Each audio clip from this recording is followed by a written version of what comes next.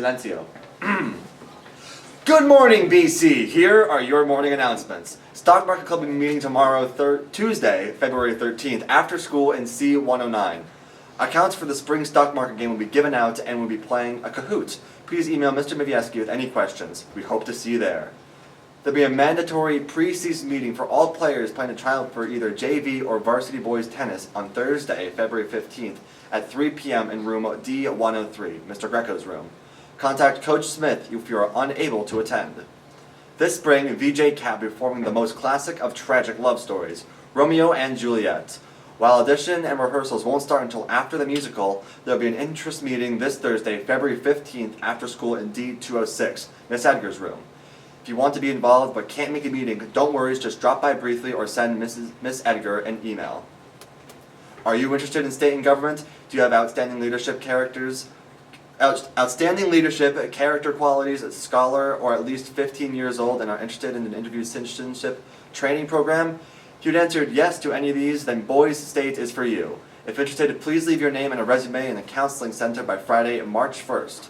Boys State will be held Friday, June 28th through Wednesday, July 3rd, 2024 at SUNY Morrisville State College. Please click the link in the description to learn more about Boys State. Thanks, BC, and have an electric day.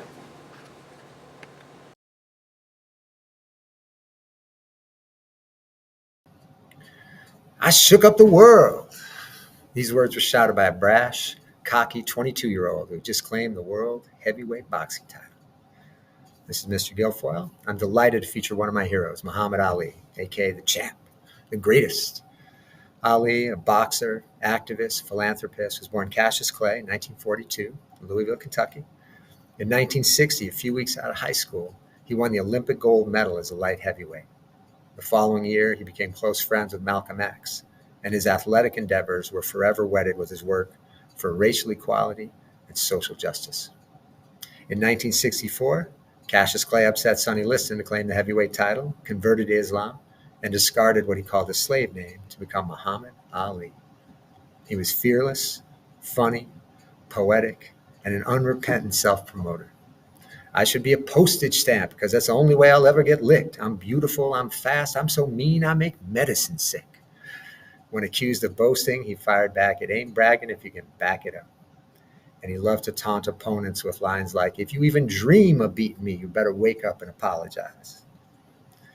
In 1967, he was stripped of his title, banned from boxing for refusing to be drafted into the Army during the Vietnam War. He argued that his religion was one of peace, declared himself a conscientious objector, and said, "My principles are more important than the money or the title." He was convicted of draft evasion, but appealed the verdict, and in 1971 he was vindicated when the Supreme Court overturned the conviction in a unanimous decision. Though past his prime, he won the heavyweight title for a second time in an improbable victory over an undefeated George Foreman in 1974. He remained committed to activism, and in 1978 campaigned against apartheid. He noted, "I know I got it made while the masses of black people are catching hell, but as long as they ain't free, I ain't free." In that same year, he won the title for an unprecedented third time. The champ was fond of saying, "Service to others is the rent you pay for your room here on earth." One day in 1981, while in Los Angeles, he heard that a young black man was standing on the ledge of a ninth-floor building threatening to kill himself. Ali raced to the scene in his car, went to the ninth floor, talked to the young man through the window, concluding with, "You are my brother. I love you." The distraught man climbed through the window to safety. In 1984, Ali was diagnosed with Parkinson's, but despite lack of control over his body, he remained a public figure, traveling the world, fighting for justice. In 1990, he negotiated the release of 15 U.S. hostages in Iraq. In 1993, he met Nelson Mandela. In 1996, visibly shaking, he lit the Olympic cauldron in Atlanta as 3.5 billion people watched worldwide in amazement, many, like me, through tears.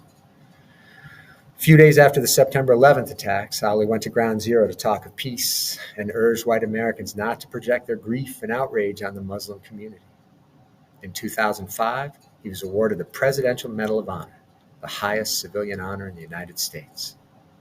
That same year, the Muhammad Ali Center opened in his hometown of Louisville, and although the champ died in 2016, through the center, His spirit continues to create change, pursue justice, and inspire greatness. He shook up the world.